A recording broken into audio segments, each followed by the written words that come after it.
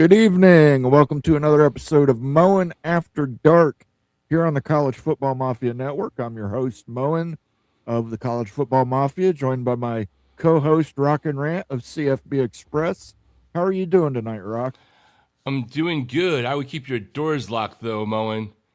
There could be a hitman on the way. I'm not worried about it. I got a long driveway and I've got a lot of defense mechanisms, so I got that going for me, which is nice. It's good to know you're ready for the end of the world.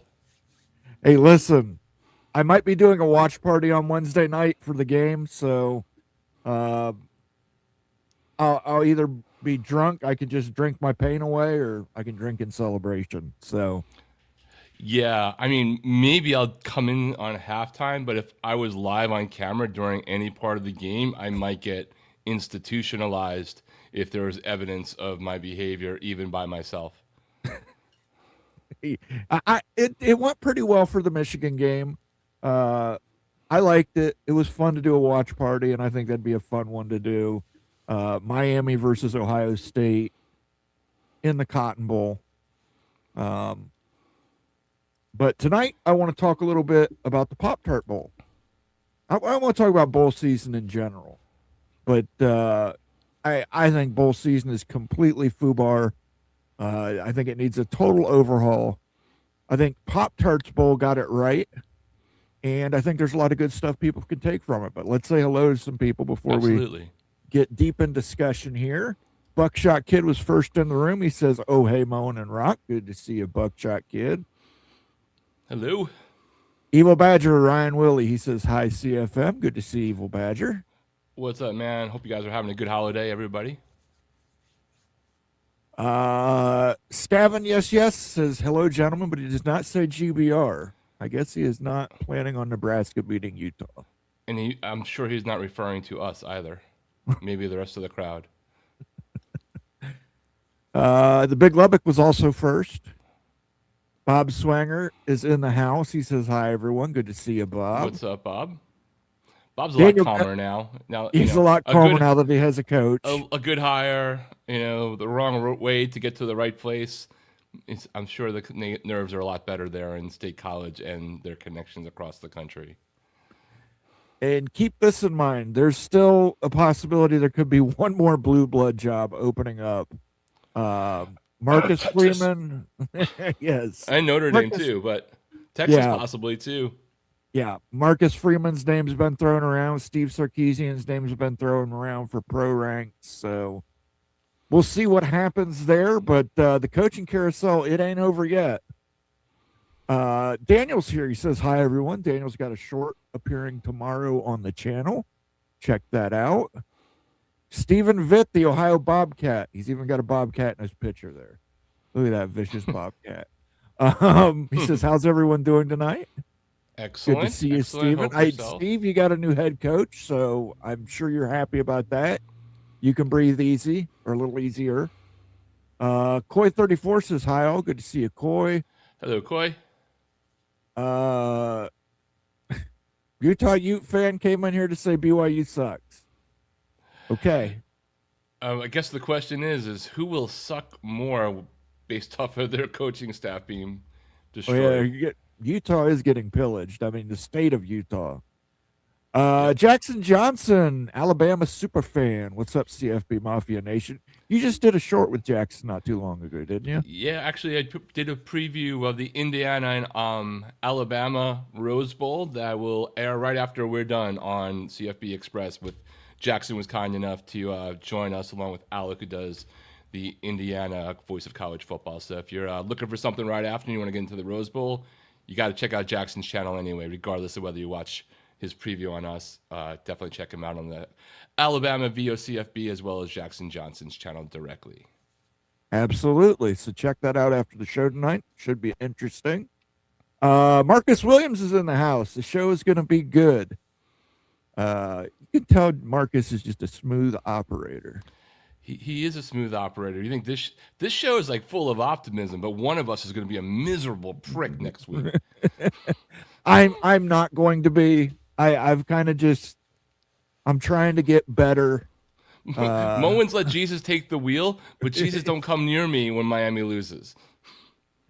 Hey guys, go blue. There you go. I said it because we I'll do. say it too. Thanks for all the views, Michigan fans. Appreciate it. They did. Michigan fans were loving it. They were loving it for sure, man. Moen, did you see the video I sent you the other day? I believe I did. That was the one with Kennedy. Guy's name's Kennedy. I watch his show sometimes. The Notre Dame guy. He's pretty good. He wears his heart on his sleeve. But yeah, I intimated as much in my latest members video too, Movie Time Blues, because I'd heard similar things from people someone who works at the Olympic division over at Universal. But yes, thank you for the link. I did see that, and it did just kind of confirm a lot of what I said in my members video. So appreciate that. If anybody has anything interesting out there they want me to see, shoot me a DM on Twitter, man. I'm checking those DMs all the time. CFB Upstart says, what's up? What's going on? Marcus Williams is calling a shot. Michigan is going to beat Texas, by the way. I just want the narrative. I want the narrative for sure. Because right now, SEC, it just means more conferences not having the ideal bowl record yet. But they got a lot of games left because they have a lot of teams in there. So that could definitely turn around. But it would be wild if that were to happen. David Sabinosh says, how about them Cavs? Historical season, and good evening, gentlemen. Absolutely. First time in 136 years of the program that the Virginia Cavaliers have won 11 games in a season. So we will applaud them. They also beat an SEC team, which is always helpful. And they helped turn around a relatively not great early start for the ACC specifically, who managed to blow a couple of games that they had leads in typical ACC fashion. But Virginia showed that maybe it just meant more. Amazing Blue says big is 5-0 in bowls, and the best conference is 2-3. Hey, Amazing Blue, you didn't get the memo either. Bowls don't matter anymore. As soon as the SEC started losing or having losing records in the bowl season, bowls suddenly didn't matter. Kids were sitting out. The team didn't care. Any excuse they could come up with. I think the ACC can lose every game they have left and still have been better than last year. Because didn't the ACC go like 1-0 after 1-14 or 1-13? Honestly, if Notre Dame had just, I don't know, showed up and played a bowl game, but we'll get into that. I hate saying it, but Go Big Red is going to get rolled against the Utes. Yeah, probably. Hey, the Big Ten's probably going to have a loss on that bowl record. Yeah. Hey, never know. Don't count a Big Ten team out in bowl season. The Big Ten loves them some bowl wins. We absolutely do. Caleb Ramirez is in the house. He says, hope everybody had a good Christmas holiday this past week. I did. Thank you for asking. Same, appreciate it. Early New Year's to everyone as well. I was going to start drinking tomorrow, personally. Congrats to all the Bucknuts. You just secured at least 5 more years of victories in the rivalry game. And that's a Utah guy saying that. That is not Moen bias, just so everybody knows.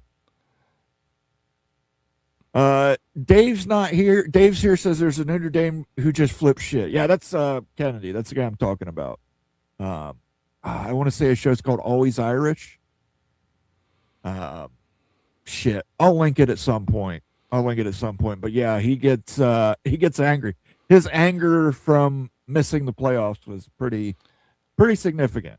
I refused, and I watch Nate's show every time. I watch all of the shows on this channel all the time eventually, but I refuse to watch his show with the Notre Dame guest, even though I don't really despise that person specifically, but I figured that was the truest way to prove, even if nobody knew, that that Notre Dame doesn't live rent-free in our head. I figured out a way to get them out of my algorithm after like 3 weeks of stalking, and so I'm apologizing, Nate. I don't know what happened in that episode. I came in for chat, but I didn't actually listen. LSU versus Houston in the Texas Bowl was hard hitting goodness. Was a great game. Did you see any of that game? I did. I also saw that Lane Kiffin was so dedicated to LSU that he stayed for like a little bit and left. Yeah, he he had stuff he had to do. He had to do hot yoga in the parking lot. Mosito X is in the chat. Bomber's There here. he Hey, Bomber. is. The man, the myth, the Notre Dame pacifist. James Fitzgerald, LSU was beaten by a former SEC QB. Sure enough. And then Kenneth Evans is here. Notre Dame fans do not eat Pop-Tarts for breakfast. They only eat gluten-free dry toast. Moan, How do you get gluten-free toast? I don't know, but Moan, do you know how important it is that you do a good job marketing your bowl game? Because I am only 4 days old knowing that there is a protein version of Pop-Tarts. Good to know. Kenneth Maynor with a $10 super chat. ECU good beating Pitt's ass with a second team offense after opt-outs and no coordinators. Defense harassed Pitt all day. Good 9-win season for the Pirates and what we always do, beating the ACC. Well, you beat Pitt. Let's be fair here, because Pitt is probably one of the worst teams in bowl season. I've lost more money betting on Pitt in bowl season than I want to admit. And I'm not going to lie, Kenneth. I picked Pitt in that game, and I lost. Look, when it comes to the bowl games now, I bet them just for the entertainment, but I could literally just spending like $5 betting some crazy parlay just to have a rooting interest in the game, because it's impossible to figure out what teams are coming outside of the playoffs and maybe 2 or 3 other games. Like, you knew BYU was going to show up because it's just in the culture there. Thank you for that, Kenneth Manor. Appreciate that super chat. You guys are Pirates. You are winners. 9-win season. Congratulations to the ECU. And we'll play the pirate theme. Do what you want because a pirate is free. You are a pirate. All right. I think we've said hello to everybody in here. I guess gluten-free toast does exist. It's the saddest thing created by man. It's like a Pop-Tart without frosting. I don't understand it. Yeah. Anyway, let's talk about Pop-Tarts. Let's talk about the Pop-Tart Bowl in particular. The Pop-Tart Bowl has somehow managed to do something that no other bowl can do. It's been amazing the last 2 years. It was pretty good the year before too, but it really got traction last year because everybody saw the viral effect of the previous year with the edible mascot, and we're ready for it. We definitely want those edible mascots. Those Pop-Tarts just look so damn happy falling into that toaster. But it's absurd fun. But Duke's Mayo Bowl comes close. But I mean, how many times are you going to see somebody get doused with mayo? Maybe if they just recreated it, made a mayo bathtub or something, and they had to wash in mayo. I don't know. But point being is bowl season is broken. It's really broken beyond repair, and we got to fix it. So we're going to come up with some solutions to fix it tonight. And solution number 1, we need to get rid of conference affiliations in bowls. Bravo. It should just be the best team possible versus the next best team possible. I think that would make sense. You have this whole committee. Figure out the ways to restore rivalries that don't happen that often if those teams are eligible, as an example. Stop thinking. Look, the thing with the bowl games, right, is they were started decades ago to encourage tourism to certain places, right? But not all of those places that had those are still places that people really want to or travel to the same way and have the same ways to make it entertaining for the people who are going there. Half of them are essentially just sound stages for ESPN programming at this point, and about half of them are owned by ESPN, period, as an outright thing. So it's not about the local tourism board. So I think that figuring out a way to just have good matches like it was the basketball tournament, but it's just the bowl season tournament, would be a first step towards really fixing things. Yeah, I mean, and listen, I mean, there's no storylines. There's no storyline. BYU Georgia Tech was actually a decent storyline. Now Notre Dame played the villain in the storyline, obviously. They tried picking the best teams possible. Notre Dame versus BYU, first two out. Let's see them play each other and see who wins. Notre Dame didn't want to do that. They wanted to sit at home. They had their reasons, but I mean, it created a compelling storyline to watch. And while the game wasn't one of the better games to watch, I mean, it was sloppy, and Bear Bachmeier was limited because of his ankle injury. And Haynes King, I mean, hats off to Haynes King. That dude did everything he could for Georgia Tech. Running the ball, passing the ball. We got a little bit of a thriller. BYU goes down and scores a touchdown. You think Georgia Tech is done for. They come down. It comes down to the last second. Late interception in the end zone. Kalani Sitake busts into the ice cream sundae Pop-Tart, eats it up. But that was a fun. I hate to compare it to pro wrestling, but you need to have a storyline. You need to have a reason to root for or root against somebody. Now, this was one I was rooting for both teams. For sure. And I do have to correct you. Remember, Notre Dame is going bowling. We don't forget about the Tears Bowl. Tears Bowl, yes. So, I mean, Notre Dame was, but you brought up a great point, and I had this on my list too, restoring rivalries. And no offense to Virginia, but Mizzou versus Virginia didn't have any steam to it, other than enjoying watching the SEC team lose, watching Virginia get 11 wins. But, I mean, there was really no story to it. There was no pomp and circumstance to it. It was a tax slayer bowl. Let's get people out there to just say, hey, we'll double somebody's tax refund this year for 50 people, and then just draw 50 people throughout the game to double their tax refund. Something, something to keep you. Yeah. They need to McAfee all the damn games, and I don't want to hear that you can't. Look, Pop-Tarts is a fun product, right? Sure. But and so it lends itself to a lot of different things for sure. And then you're in Orlando, so the players get to go to amusement parks and all this stuff that was fun for the players when they didn't have money, the gift bags, all that old school stuff. But, insurance companies sponsor these things. Think about typical insurance commercials we have now. We've got the stupid Liberty ones, right? We've got the mayhem guy who's falling out of things like he's a stuntman. You can do something fun with every single brand. Like, the whole point is to create awareness for your brand. And if stodgy insurance companies can have amusing commercials, then all of these brands that are spending money to be a sponsor one way or the other can do something entertaining that has a magnification effect. They're not all going to get the same thing as, the Pop-Tarts Bowl. But, the New Year's Six, none of them really had the exact same thing as the Rose Bowl ever did, right? Because the Rose Bowl was still always the Rose Bowl. They always had the Rose Parade. Orange Bowl had its Jubilee, right? And it was the night game. It was the party one. Sugar Bowl had just the backdrop of New Orleans, right? Yeah.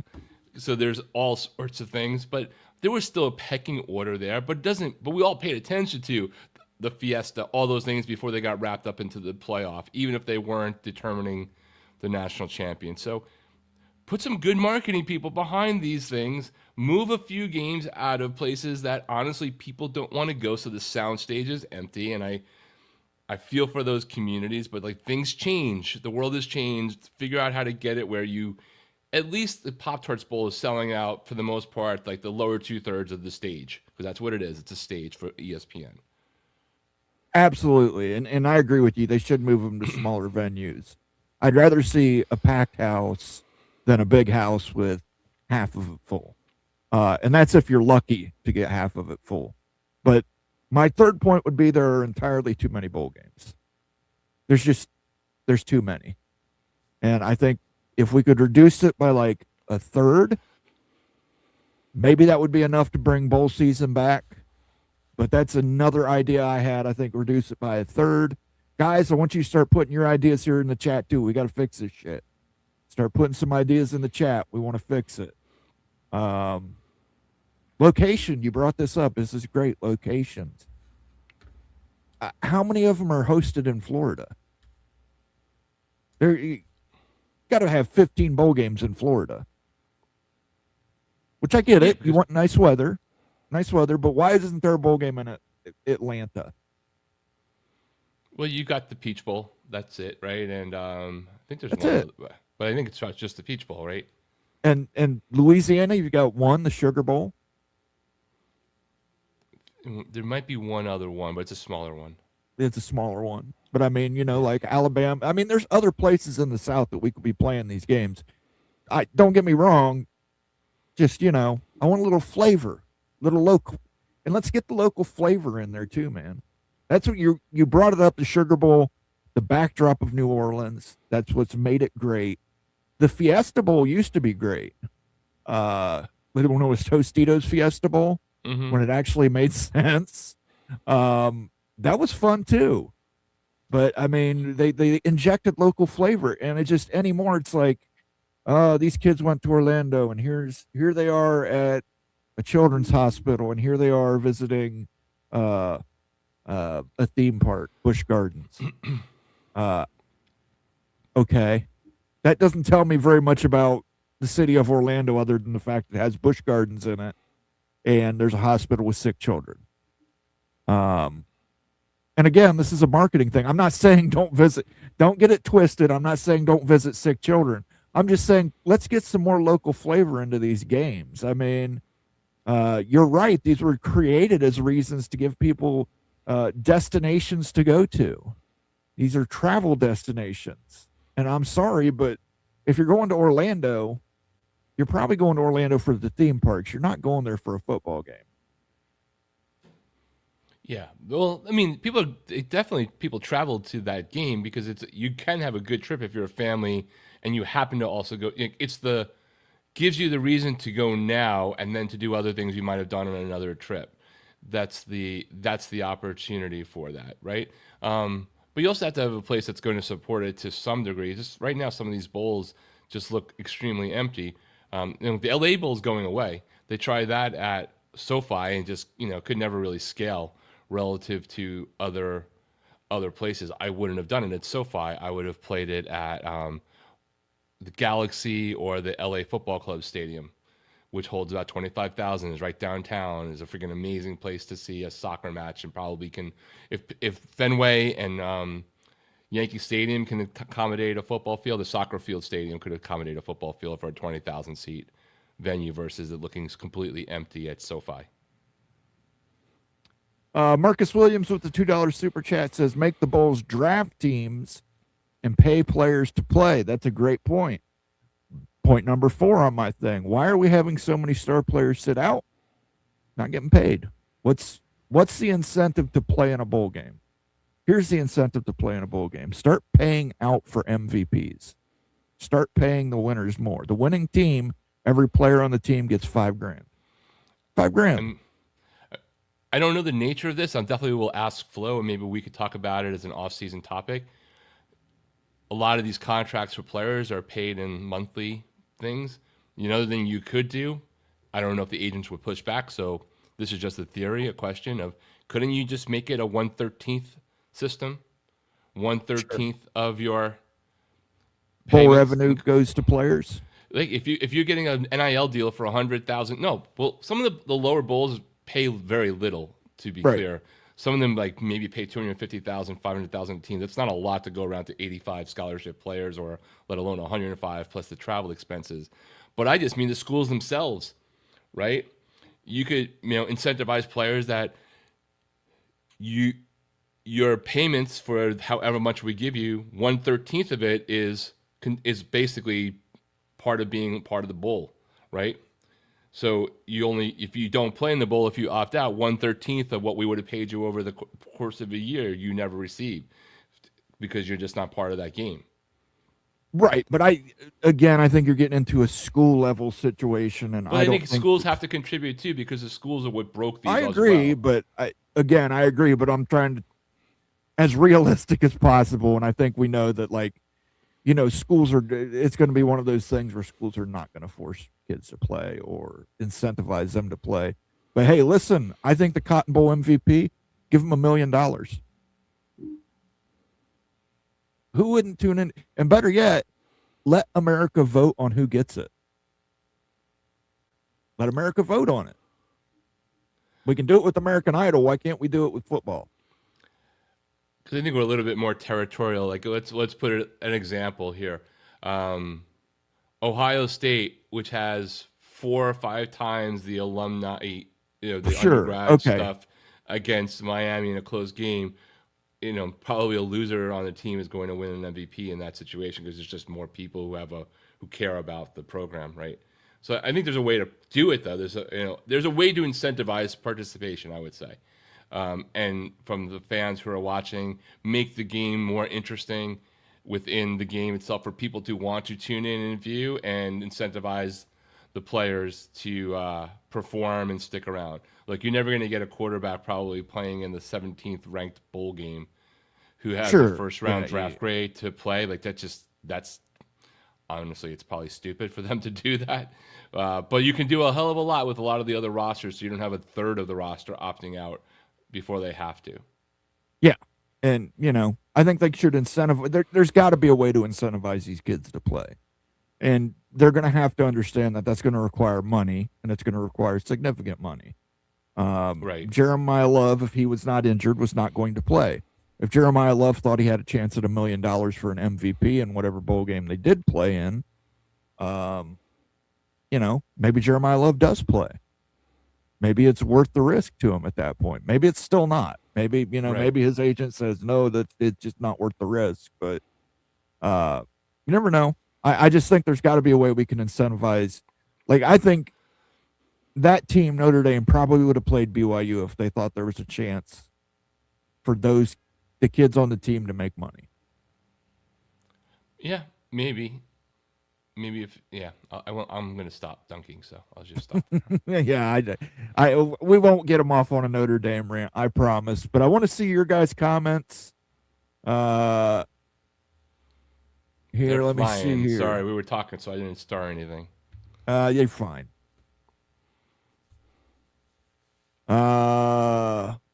Rock is leading the CFB Mafia Bowl Challenge. Yes, I saw that the other day. Very good job. I did not look. You I are. gotta pay attention. You're winning. Did you win on the Virginia game, Moan? I did not. You know why I did not? Because the University of North Texas gave up 27 points in the fourth quarter yesterday. In fact, at the end of the game, they literally gave up a touchdown that cost me the spread on that game. And I put UNT are the letters in a word I just said after they let them score. It was ridiculous. It was ridiculous, North Texas. I'm sorry. You keep those starters in. You cover. Damn it. So, no, I did not win on the Virginia game because that parlay got busted by UNT.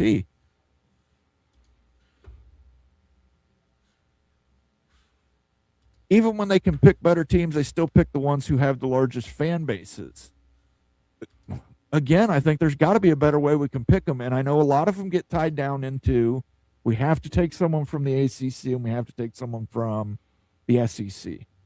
Well, if that SEC-ACC matchup is dog shit, why not just get rid of that and say, okay, SEC and Big Ten or Big 12, and let's say Oklahoma State has a good season and they're available and Oklahoma has a down season, and it could be Oklahoma versus Oklahoma State. We could get that rivalry back, but instead, because of the bowl tie-ins, we're forced to have Oklahoma versus Duke. Which game would you rather watch? Oklahoma State, or Return to Bedlam, or Oklahoma versus Duke with nothing on the line? I don't disagree, though that would be a very painful game currently. But in this year, just in this specific year, who could you match Virginia up with that the storyline would matter to you for a school that really hasn't had success on the football side of the equation? Like, what would have been the pairing of a bowl eligible team for Virginia? And you guys can drop it in the comments that you think would have made a more compelling thing versus just the ACC SEC combat, right? And people choosing to hope against the SEC if they're not fans of it or whatever angle you might have. Like, I'm not sure what that game would be. Right. And that's mostly because Virginia has not had a very good program for 136 years. Outside of the North Carolina rivalry, the Virginia Tech rivalry, Right. they really haven't developed any outside. I'd say maybe like I know Michigan's playing Texas, and that's a good game. Maybe USC, Yes. Virginia. I don't know. You know, it'd have to be something that would be sat down and looked at. Somebody earlier said have them draft them. Marcus Williams said that. I don't think that's a terrible idea. Have these bowl teams get a pick, and each year, you know, they rotate it somehow or figure out who's more important to get them to pick. But the best bowl games. Another point I wanted to bring up: the best bowl games should be on in prime time. I'm sorry, a 1 p.m. bowl game on a Tuesday might be one of the better bowls. And if you can't watch it, you know, can't watch it because it's 1 p.m. on a Tuesday. That bowl game should have been, and I understand you don't know the outcome of a game beforehand. I understand that. But if there's a compelling matchup, compelling storyline, more creative marketing techniques, throw that up there. Penn State Clemson was a great example. Penn State Clemson, that had a great storyline to it because these are two teams that were almost universally picked to be in at least the Final Four of the college football playoff. And they both had down years. Penn State fired James Franklin. Dabo Swinney, people were calling for his head in Clemson. I don't know why. But there you go. The two biggest, it was the disappointment bowl. Who was the least disappointing? I have that. Yes. Hold on. I have to change that. I have to change my backdrop for that one. Hold on. Yes. Where is it? We had the disappointment bowl. Was it a great game to watch? Not in the first half. The first half was one of the most boring games you'll ever see. Wait up my picture there. It's crazy. That was the one that just like broke my soul because of what it did for. Yeah, but I mean, my preseason predictions, you know. Well, that was everybody's. I don't know. That's the thing. That could be the way we decided. If we can't make a good bowl meme about the game, good or bad, the game shouldn't happen. Yeah. I think there's about a third of these games that you could eliminate. Yes, we got to get rid of all of the what the fuck is that bowl and where the fuck is that America game? Yes. The Bahamas Bowl is a good example. Like especially when it wasn't in the Bahamas for 2 years. Yes. There's just no need for the Bahamas Bowl. Be creative with bowl games. If they're not in the CFP, they're exhibitions. Make them fun. Tweak the rules of them. I don't know how I feel about tweaking the actual rules of the game. Well, to take a bite off of Stephen Vitt's idea, maybe it's not tweaking the rules in something weird, but maybe it's an experiment for the rules that are being proposed, right? For possible changes, you deploy them. Like, you know what you could have done for the bowl season this year? Have every conference experiment with the ACC instant replay. Great idea. Even if they had to figure it out in a certain way, right? Even if they don't all have the control, but in some place, every single conference has a way that they're doing instant replay, right? Almost all of them have somebody else up in the booth. So even if it's the low end version, have the conversation out there so everybody gets used to it, and then they can figure it out in the off season when they see how easy it was to do. And there's less risk, so everybody gets more comfortable with it. Referees from different conferences that haven't done it, because it's literally the only thing the ACC has done in the last decade that I am aware of that anybody has praised. Sometimes wrestling has gimmick matches. I wouldn't go crazy with them, but have each bowl game have different rules to them. So that's kind of the vein he was going down. We can have like bumpers down the sidelines, like it's bumper bowling. We could do it like arena football. Nobody's out of bounds. Just put you right on the crowd, just like arena football used to be. Layers to the storyline of Notre Dame as Georgia Tech was the team they played against, and Rudy played instead. True enough. They Rudied like a champion. I heard earlier that Notre Dame wants a one-team playoff and an auto bid. Yes, there were lots of Notre Dame fans out there talking about how they would have stomped BYU yesterday. Well, guess what? Could have resolved that for you. Show up and play. Yes. Because as far as I'm concerned, you couldn't beat anybody. I don't mind people who brag. I don't mean people who are provincial about being fans, but be self-aware, because those are the same fans who the week before said they would have beaten Miami and Texas A&M. I talked about the bowl game experience with the UNLV fan on my podcast. We'd agreed about being creative with the bowl game. Steven, I'll have to check that out. Just check your channel out. Fortunately, I get a little tied up with trying to do too much stuff around here. I don't get a chance as always to listen to as much content as I want, but I will check that one out. I like this comment here. The Orange Bowl isn't as good as it was in the Orange Bowl either. The NFL stadiums just feel antiseptic. I think that applies to the Fiesta Bowl too. Yes, I agree. Since they moved the Fiesta Bowl to the indoor moving grass stadium for Phoenix, it's not as good. The Rose Bowl is so great because it's in the Rose Bowl. Right. It's a college stadium. It was designed for college athletics. I tend to agree with you. I think the pro stadiums are a little too slick. Yeah, I think the pro stadium should only be used for the final, for the championship game. Though I personally, and I know a lot of people wouldn't like this because it's far and it's all on the West Coast. You know, I know some people propose that, hey, make the national championship game always be in the Rose Bowl because it's the mecca for college football. Like, I think that would be amazing, but I don't think a lot of people in a lot of cities who want to bid on that game would like that idea. James Fitzgerald says if the P4 splits from G5, use the bowls for the G5 playoffs.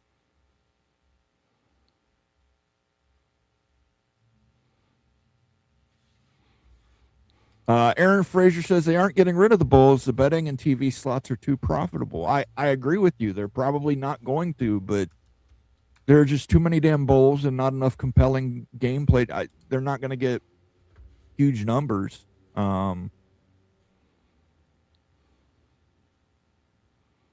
Make it where only 7-win teams get in bowl games. I like that. No 6-6 teams. Get rid of some of the lower tier bowls. Where is the Gator Bowl? That's in Orlando. No, the Gator Bowl is in Jacksonville. Yes. I'm sorry, Jacksonville. But it might be in Orlando next year because the Jag Stadium is going under renovations, and I think there's a point when they won't be able to host games. So I think that might be a switch. Somebody in the chat might know or can look it up using Mo and AI. Shreveport Bowl is in Louisiana. That's the one I was thinking about earlier. Thanks, Kenneth. North Carolina has one bowl, the Duke's Mayo Bowl. We could have the Krispy Kreme Bowl in Winston-Salem. Yeah, man, just figure out something interesting with Krispy Kreme donuts. I mean, get 2 big fucking donuts and have people throw footballs through the middle of them. And the one with the least damaged donut at the end wins, I don't know, $50,000. I'm good with spending other people's money. Excellent. Put a bowl game in Alaska. That would be the Stripes Bowl where they send the guy who screws up the entire Army division into the new command up in Nome. Greetings, friend of ours. Hello. As a friend of ours. The San Diego State Stadium would be good. I don't even know where the Holiday Bowl's being held anymore, stadium-wise. I don't know where half these bowls are. And well, I know it's in San Diego, but I don't know what I don't know if they're what stadium they're playing in, and if anyone knows that answer, please drop it in the chat as well. There's like a Gasparilla Bowl. Bad Boy Mowers. I don't think I've ever even seen a Bad Boy Mower. I mean, how can you not have a tie-in with your goddamn mowers? Have a mowing contest on the field at halftime. We're gonna race mowers. We're gonna do fucking lawn tractor pulls. I don't know. Why does the Bad Boy Mower Bowl not do something where they bad boy mower the hell out of it, so there's logos and cool stuff in the field, like they do Yeah. it at like the All-Star game for baseball?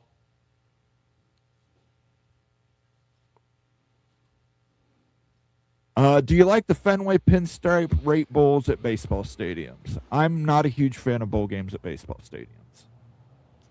I'm okay with the ones at Fenway and in Yankee Stadium because, well, more at Fenway because it is a historical thing as opposed to random baseball stadium that could accommodate a game. Yankee Stadium has that, though it's not really the OG Yankee Stadium. So Wrigley Field kind of game, one off. Though who the hell wants to play in that in January?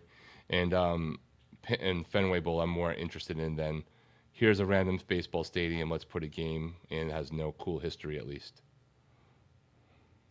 Top bowls need to bid for the best teams. For the best teams, bids include players and coaches get paid. Then the networks can bid against each for viewership. I'm talking just even from a marketing standpoint, man. I like the Bad Boy Mowers Bowl. I've never seen a Bad Boy mower. I have no idea what these mowers look like. If you showed me some cool shit, or like the winner gets a tricked out mower, come on, man. I mean, mowing. Can you imagine if they had like key players' moms do a mowing race like it was the water boy? Yes. Yes. Pulling up to the venue in their mower.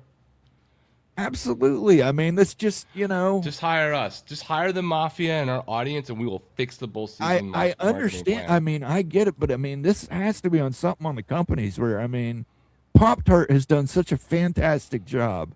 That game was a fun game to watch. They were interactive. They had Pop-Tarts all over the place. They had sprinkles on the helmets. They had sprinkles in the end zone.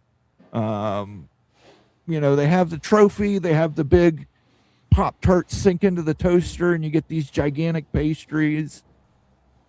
Bad Boy Mowers Bowl, I don't think I've seen a mower in the entire history of that bowl game that I've watched. It's like the PlayStation Bowl. Just show me something cool on PlayStation.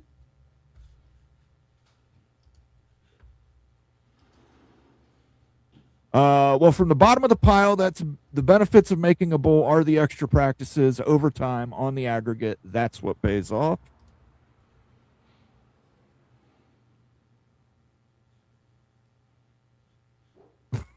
Go Black 45 just came in to say, finally, our miserable season is over. It better get better next year. Dude, I mean, what do you Go Black? I'm curious. I mentioned it earlier. What do you think about Lane Kiffin basically coming for a cup of coffee and leaving? Did it annoy you, or you just don't want him to be tainted by this season and you understand because you wish you could have left too? Like,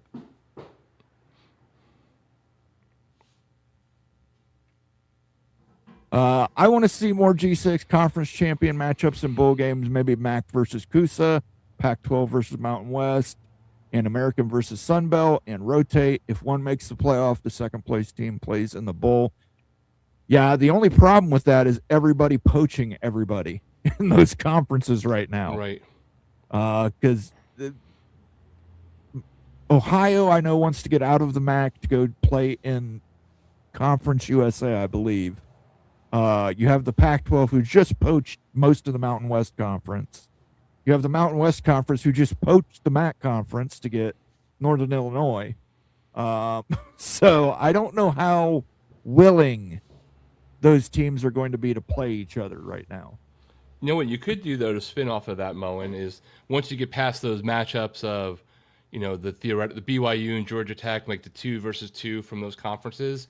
Maybe you do all the G6 conferences versus the number 3 or number 4 team from the Power 4 conferences, right? Someone who's still like those, that would give you teams outside of the playoffs.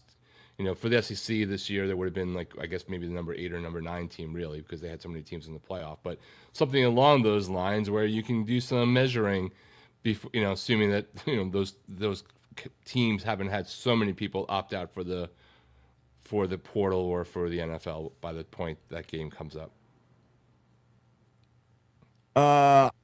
$5 super chat from the Evil Badger. The SEC is not the best conference. If Missouri loses to Virginia, SEC is overrated. Boy, that was misery sometimes watching that Missouri offense try and operate yesterday. That's the story of their season in some places, right? Like, I don't know, just terrible on the offensive line play. Go Black 45 says top 5. Maybe that's true, Evil Badger, but when Wisconsin's bowl game this year. When is? Oh, okay. I was trying to figure that one out. Wisconsin retained Luke Fickell, but they do have a great fight song.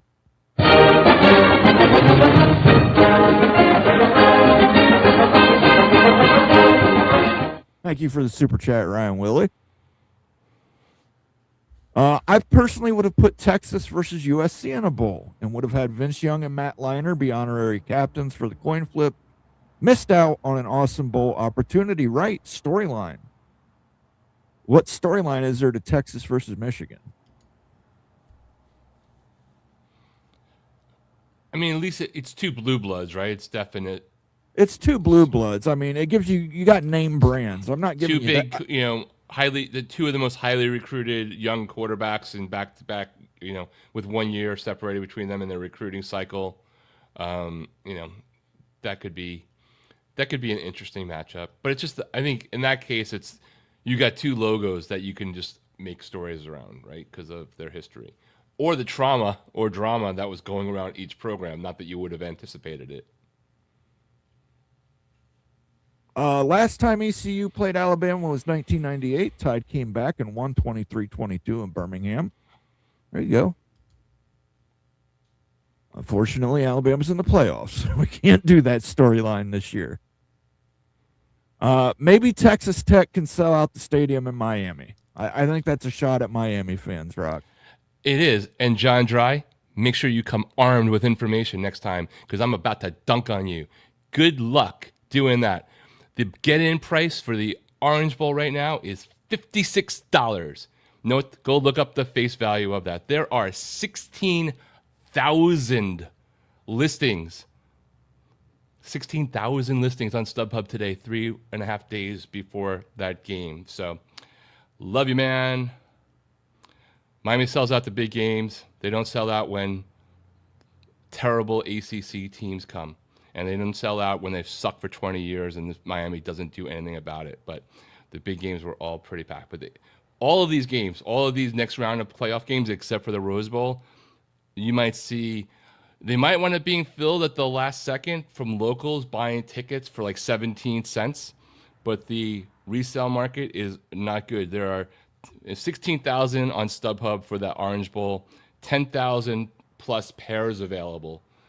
The Orange Bowl holds the Hard Rock Stadium holds roughly 68,000 people. So it's got a lot of tickets that going to have to sell late to people waiting for a deal, but there will definitely be deals on that game and the others as well, except for the Rose Bowl.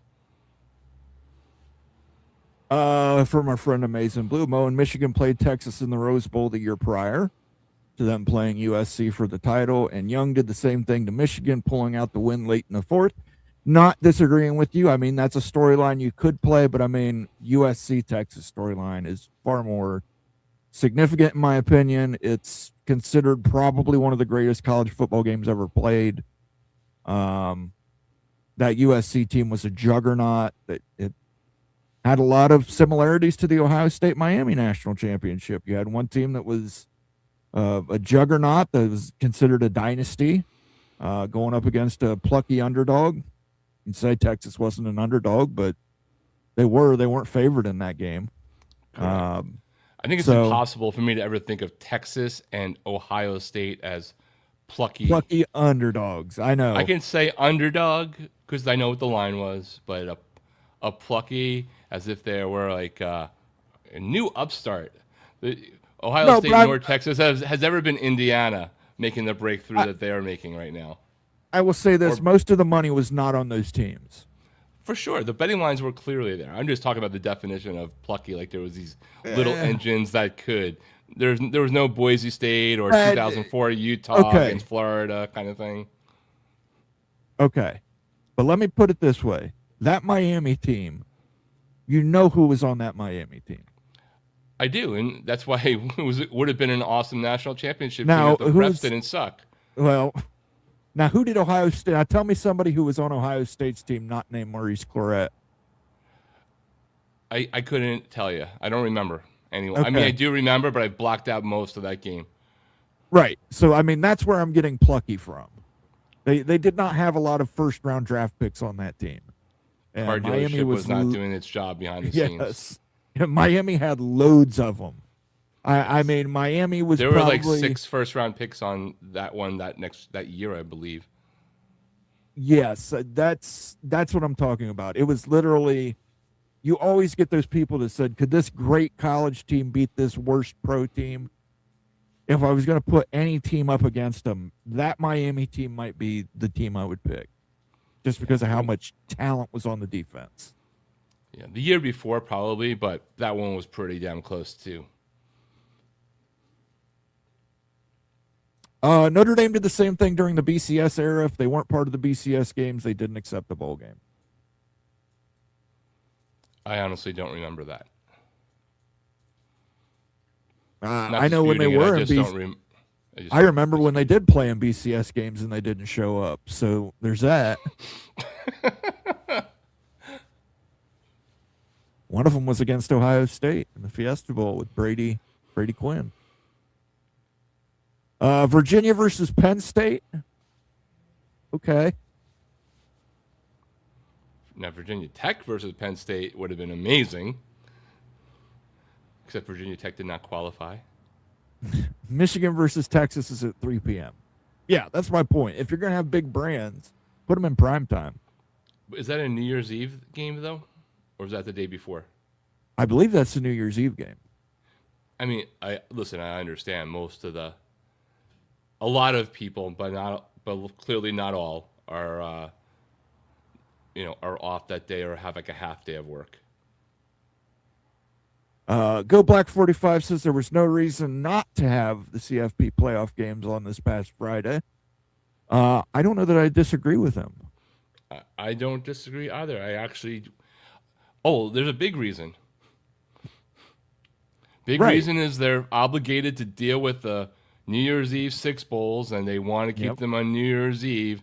And in order for this year, at least of the contract, unless you violated or worked out something else, all these conferences were locked into the powerful bowl games that still have the juice to get this playoff kicked off. I don't remember what year a lot of those deals were expiring. I don't know if they all expired at the same time, but that's the reason why it didn't happen, is because they had those issues with those bowls that they either wanted to / had to keep involved to get this version of the playoff going. But yes, I think I would have much preferred had there just been games, on Friday and then continued on New Year's Day. ECU officially has Bama on the clock. Pirates in week 1. I love it. Call your shot right now. Taking down Tuscaloosa, going down Tuscaloosa. Now listen, Kalen DeBoer, for some reason, he struggles early in the season. You may have a shot there. Penn State and Clemson weren't good. I think that's where you're confused. No, they were projected to be good. They were all, universally, granted everybody was universally wrong, but the vast majority of pundits had those schools at worst in the top 10. Make the Bowls Conference Challenge big versus SEC 1 year, then rotate the conferences. Again, let's talk about incentives. Let's incentivize the bowl games for the conferences. Whoever has the best record in the bowl games, give them a higher payout. Or let's do this: if the Power 2 conferences lose in the challenge to the Power 4, one team is relegated to the other conference for a year and gets the less check. I don't know. There might be some teams that tank to get out of that. Like I could see Purdue tanking a game I can't see Purdue getting to 6-6, but if Purdue was 6-6, I could see them tanking that game to go to the Sun Belt for a year and dominate. A lot of these bowls are not even a third of the way full. They have to be losing money. The TV contracts are where they're making their money. The It's not bowls on that the you see the attendance. least full, there's a thing called ESPN Events owns about 20 of these bowl games. Like, doesn't own the TV rights. They literally own the games. They've bought them. They're sound stages. And ESPN's not canceling them, so that means that they're not losing money on those games, regardless of the attendance. If they start canceling some of those, that means that the TV ratings that they're getting and the advertisers they're offsetting do not provide the value that they need for the content. Betting most bowl games is just for the addicts. I'm not an addict. I can stop whenever I want to, but let me tell you something. It makes you have a stake in the game. I had no stake in that North Texas game, and then they let them come back and score 27 points in the fourth quarter, and suddenly I had a huge stake in that game, and I was very upset. Yeah, I think there's a difference as well between betting big money on a specific game when you have no idea what degree of turmoil the roster is going to be in versus, friendly, low-level dollar type bets, multiple crazy parlays, daily fantasy, pick six kind of things, sleeper, all that stuff that gives you a rooting interest without having, a lot more money spent than you would have had by going to watch a game at a bar or something. The other guy, Gax agrees, lawnmower races at halftime. We could have Forrest Gump versus Waterboy's mom. Just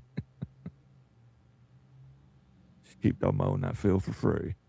Jansen Roberts, how about making all non-playoff bowls to be winner take all with a $10 million payout? You mean for each bowl game?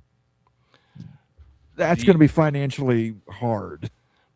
The Rose Bowl didn't pay that much out when it wasn't part of the playoff. Some of these bowl games are like $500,000 or $250,000 per team, maybe plus expenses. The Super Junior ones, there's not a lot of them that are in the multi-seven figures per team.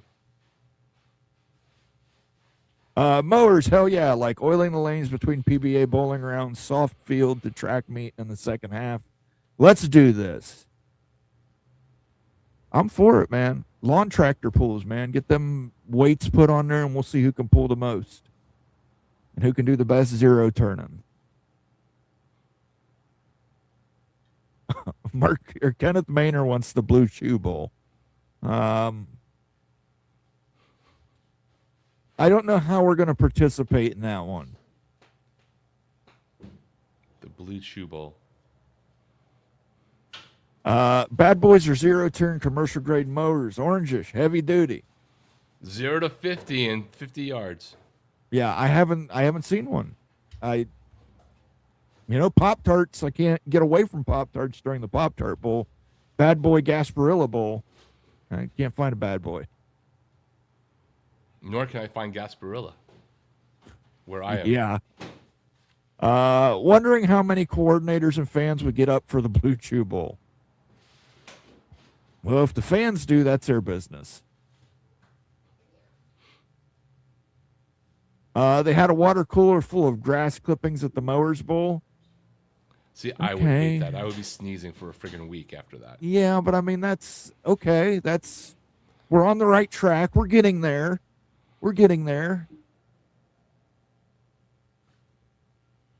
TCU and Texas should have swapped bowls. USC versus Tech. There you go. That is Devil Frog. Goddamn.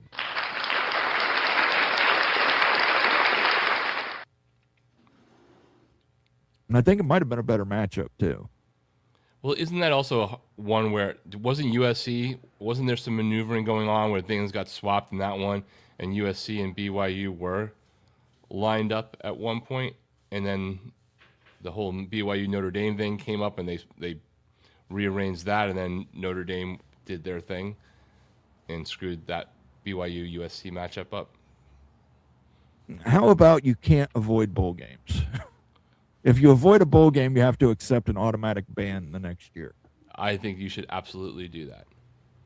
And that automatic ban means even if you make it to the playoffs, because that way you have to do the Notre Dame rule, right? Because if the automatic ban is that they don't accept New Year's Six bowls like they did in the past. You have to give them incentive that like it matters. Period. You're either in the system or you're not. And I honestly, the bowls need to figure this out too, because when they had a problem filling all the slots, so that goes back to your whole, there might be too many games. They started going downhill when Kansas State and Iowa State both opted out as eligible teams because of their coaching changes, which I'll give them a little bit more of a pass on that one. But there were a lot of coaching changes, and a lot of other teams didn't do that. You had that emotional thing with Penn State and their interim coach yesterday. Right, yesterday? Time slowed it down. But all these other 5 and 7 teams also passed, so you wind up having like 6 or 7 other teams pass. The problem is, by the time that they got to those teams and making those offers, those teams had basically already been like dispersed because they thought they weren't going to be in the playoffs, and changing all that up became a problem. So they have to figure out a way that you don't wind up having multiple teams. If you have to go down to the 5 and 7 and the academic performance thing lets you become bowl eligible when there's a slot, that people can't opt out of that either. But maybe that's the reason why we need to cut some games. We still have the Mayo Bowl with Wake and Mississippi State. Hopefully Dickert gets doused in mayonnaise. That's going to be a good game on paper. I haven't seen all the opt-outs, right? But that's a good game on paper. You know what was great? Wendy's social media team used to just be savage as fuck going at other brands. The Duke's Mayo Bowl should have something with like blowing up Miracle Whip or something. They should be like trashing Hellman's. Yes. There you go. They should have That's like what they should do. That's what. See, we should just get hired, man.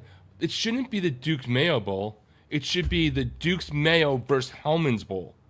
There you go. One's a sponsor for one sideline, one's a sponsor for the other. They're duking it out. They're advocating on behalf of a team. They become the official brand of Georgia Tech for a week, whatever it might be. I don't know it's all Kellogg's, so like I don't think you can have the Pop-Tarts versus Eggo Bowl. But I mean, remember the old Bud Bowls where they'd have the beer bottle, the Bud Light versus Budweiser? We can have it, man. Hellman versus, great idea. Big. I mean, it's the competition thing, but there's a reason why Coke and Pepsi are next to each other on the same shelves, because like it helps sell more in general.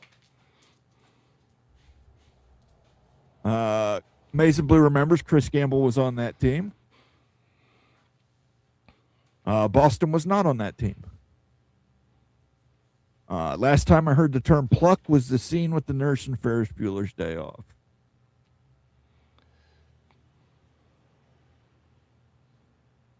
Pitt and Penn State would have been a great game. It's been okay. I still prefer Pitt or Penn State versus Clemson in the Disappointment Bowl. Well, we could have called the Pitt versus Penn State Bowl the "we only play you if one of us sucks" bowl, since they don't play enough.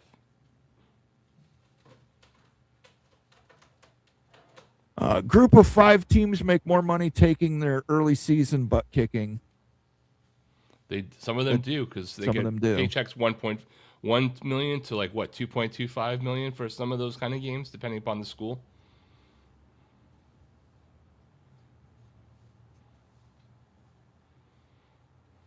Clay Johansson just dropped in to say that. The Alamo Bowl wanted TCU instead of Houston, so the bids were switched.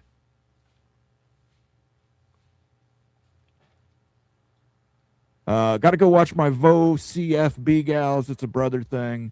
Rock on Mafia. Thanks for stopping by, Pit Snipe Husker. Appreciate you. We're only going to be here for about 10 more minutes, guys, so if there's anything else you want to put in there that's urgent, please make it a super chat. Otherwise, I'm going to continue with members' comments as much as possible. Toaster Strudel versus Pop-Tarts. I think they're owned by the same company, aren't they? I do not know. I know Kellogg's owns Pop-Tarts because there's like an endless supply of frosted strawberry and cherry in my house. Chocolate fudge is where it's at. I can't do that.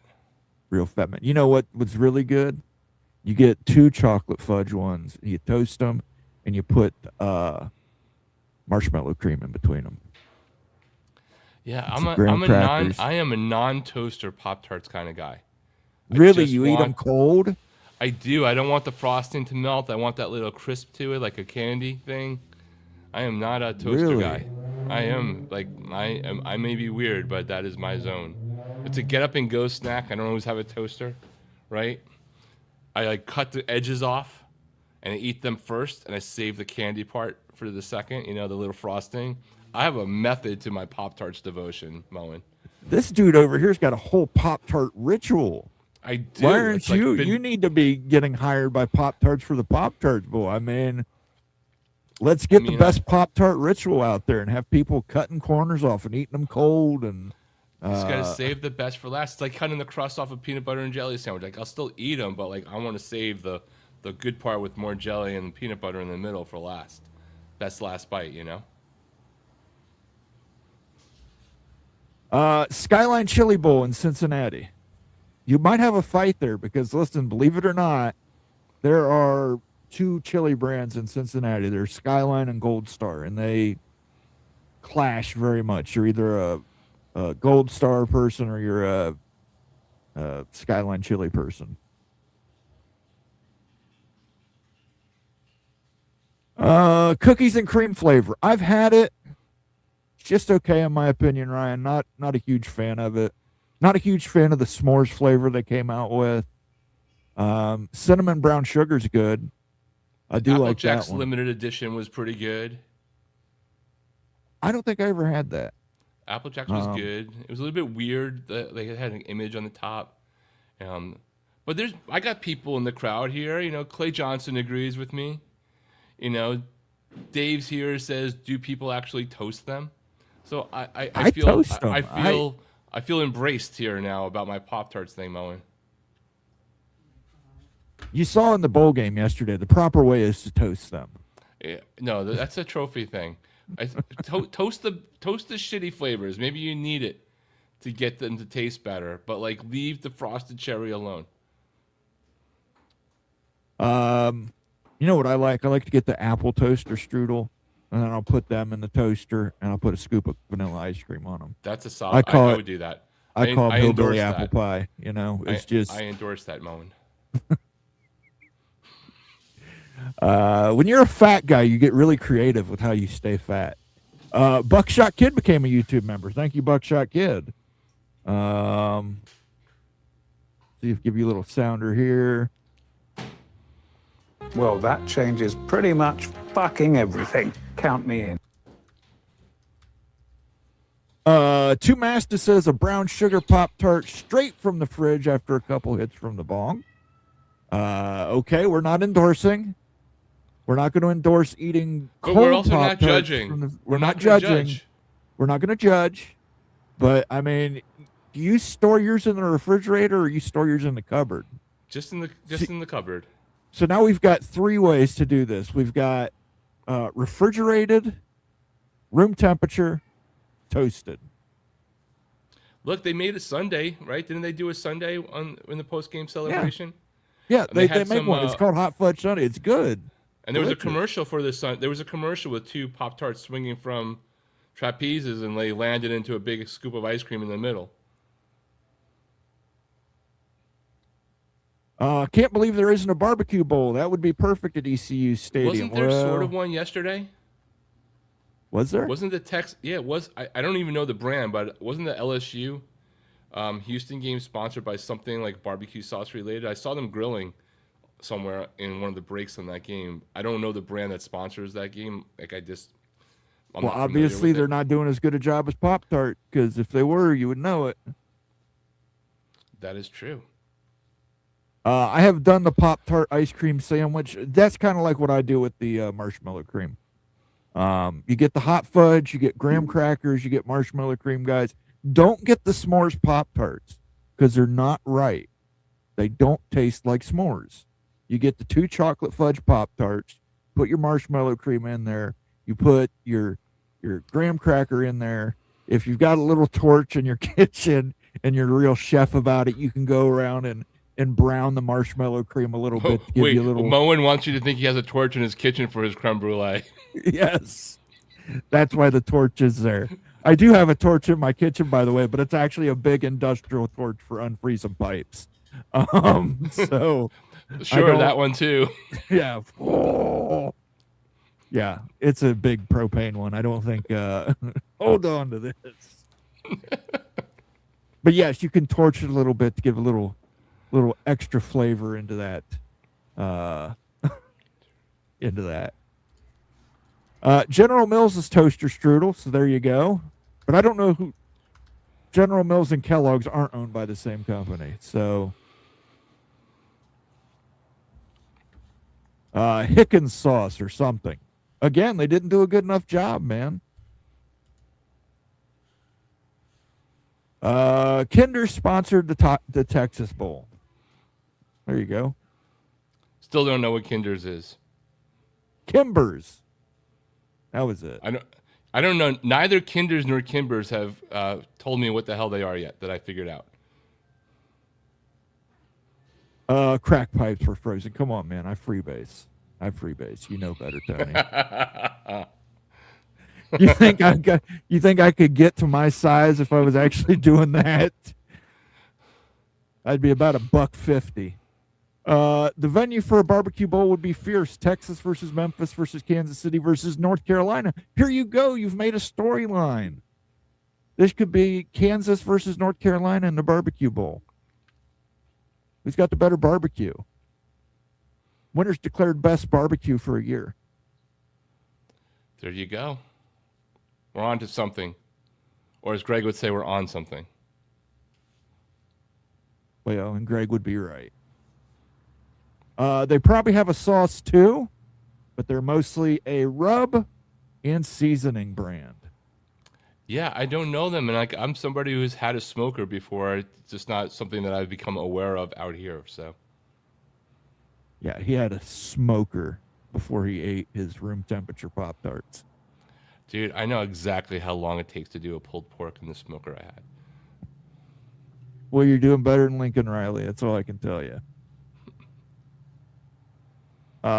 Pit Snipe Husker says, all love to Maurice for getting his poop in a group. He did turn it around. Sometimes you got to do some stupid shit. Yeah, Snoop Dogg had a bowl game. I don't know that made Snoop Dogg more famous, but okay. I don't know that you needed to I don't know that you needed to promote the Dog Father, but apparently he also did a holiday halftime show for like the NFL games on Netflix. So Was no white stripes. Or Jack, sorry.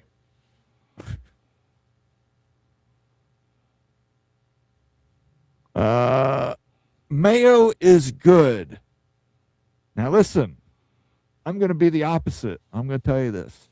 I prefer Miracle Whip over mayo. I do. I use Miracle Whip in lieu of mayo in several recipes. Listen, man, when it comes to mayo, Miracle Whip, if I am conscious that it is part of my food, I'm going to throw up. I realize it makes tuna fish good, and I'm fine with it. I realize it's a base for 13,000 other things I like, but straight mayo makes me nauseous. You can't make a good egg salad or good deviled eggs without Miracle Whip. That is 100% true, and there is no such thing as a good egg salad. Oh, nonsense. You see, that's just because you don't get 36 eggs a day that you got to burn through. If you had chickens, you'd learn to love egg salad.